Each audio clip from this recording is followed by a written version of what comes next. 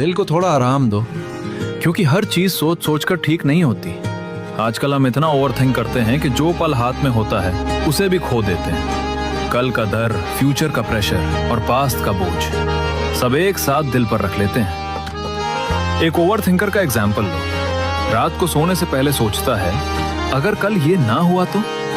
सुबह उठकर भी वही सवाल, और इस बीच जो जिंदगी चल रही होती है वो साइलेंटली निकल जाती है। सच ये है, जो आज नहीं मिलता वो कल मिल सकता है, और जो आज खोना पड़ता है ना, वो आज ही होता है। इसलिए सब्र रखो।